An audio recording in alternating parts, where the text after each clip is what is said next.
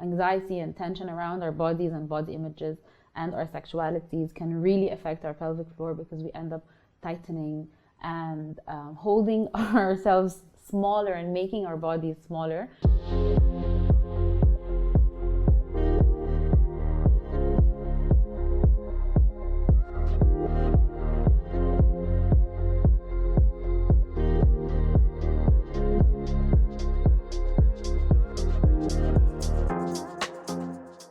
هاي أنا اسمي شهد عمر، أنا يوجا تيتشر، بعمل كذا نوع يوجا مختلف، وبعمل حاجات تانية ليها علاقة بالجسم أو الامبوديمنت أو السوماتكس، كلها حاجات ليها علاقة بالوعي بالجسد.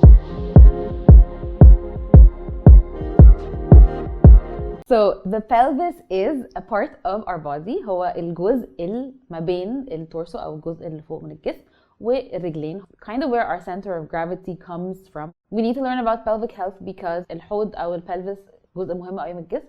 دايما بننسى إن احنا نخلي بالنا منه، وبيأثر على حياتنا اليومية بأشكال كتير مختلفة. في حياتنا كستات الحوض بيتغير في كل مرحلة في حياتنا.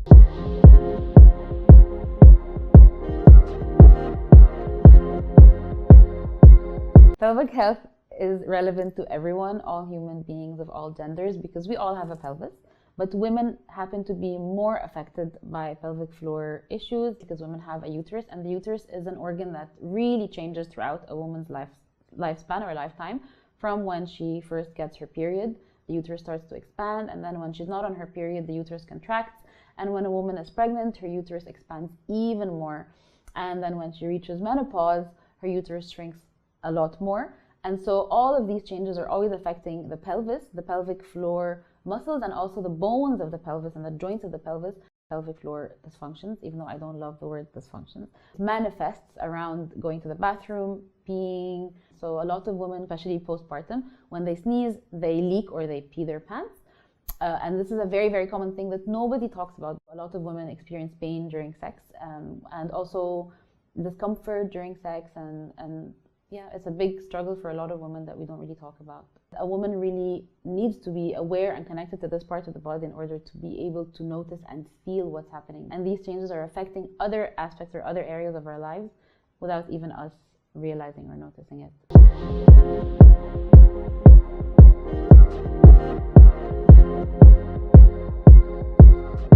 So I was already a yoga teacher and I was very into my practice, and then suddenly I started having pain in my pelvis.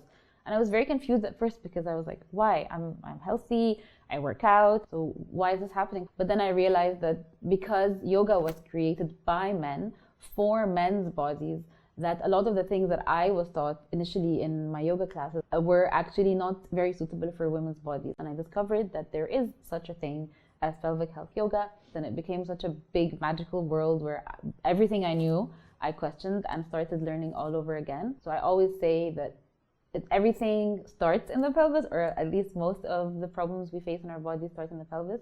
A lot of pelvic health dysfunctions or issues don't manifest within the pelvis. So a lot of the time women have مثلا IBS or back problems or even neck problems. It can affect other areas of the body, including the feet, the jaw, the way that we sit and the way that we stand and the way that we walk and the way that we breathe and go to the bathroom are really, really important. How can we go to the bathroom wrong? Oh, sitting on the toilet should not exceed the amount of time required to complete the task, basically. And especially nowadays because we have our phones with us. So a lot of people spend way too long on the toilet, and this adds pressure onto the pelvic floor muscles, which are actually very small muscles that support our entire torso. Other things that women do wrong with regards to toileting habits is holding in our pee. Doing that regularly on a daily basis can also add way too much pressure on the pelvic floor. These habitual movements are what builds our bodies and our postures.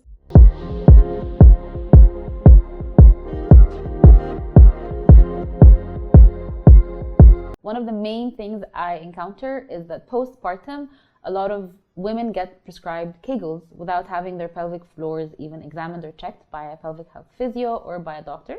And whenever I say Kegels are not for everyone, I hear a big gasp. Kegels can be good for you, and they are a very important exercise for some women. For Kegels, just like any muscle, the pelvic floor muscles need to be strong and they need to have the capacity to extend, lengthen, and also contract, shorten. So with Kegels, a lot of the time what women are doing is that if the muscle is already strong, like, you know, when people go to the gym and they bulk up and they end up looking like this because they're overusing their bicep muscles, that's exactly what you could be doing. You could be overusing or over contracting your pelvic floor muscles. Another example is IBS. A lot of people who suffer from IBS end up spending a long time in the bathroom because they need to. I would recommend trying to spend this time relaxing before you visit the bathroom.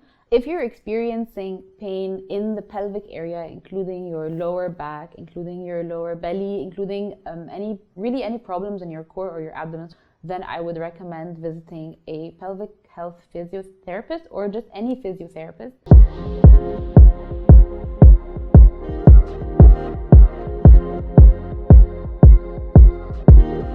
When we are young and we receive a lot of prompts from society that we need to look a certain way, and we end up having some body image issues. A lot of us tend to tuck in our bellies to have a flat or a flatter belly, and what that does is it puts a lot of pressure on the pelvic floor and the core muscles. So we spend a lot of time in class working on trying to relax our bellies, because squeezing your belly affects your breathing, and breathing is such an important part of pelvic health. We're told to sit in a certain way with crossing our legs, and what that does is it can twist your pelvis over time, especially if you're habitually sitting in the exact same way. Some of the healthier ways to sit or be are by just relaxing, trying to sit with your legs open, a little bit wider than we normally would, and your knees bent. The way women have been giving birth for so many years, because that's how male doctors decided that women should give birth on their backs, when actually there are much better ways to give birth by squatting or by using a birthing chair. Doctors can do episiotomies, so they intentionally tear a woman's pelvic floor muscles. When giving birth, women naturally, a lot of the time, will tear muscles. When they tear through in a certain way that helps them heal better later, but cutting the muscles or the tissue with a knife can cause difficulty in healing and more issues when scarring later on in the future.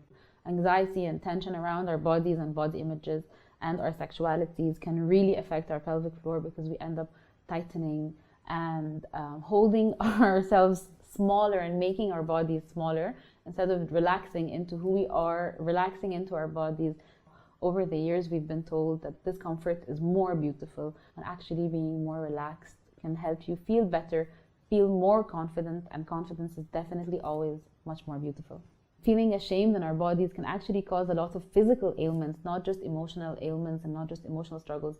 And our emotions and our bodies are so interlinked and so interconnected, it's almost impossible to try and separate them. Even things like keeping our voices down, the vocal cords and the muscles of the throat and the muscles of the pelvic floor have been found to kind of mimic one another, and they're supposed to be, or they're trying to move together in unison. That's why when women are giving birth, a lot of the time doulas or like medical professionals will tell them to try and scream or make sounds and relax their mouth and relax their throat, because that automatically relaxes their pelvic floor and helps them give birth.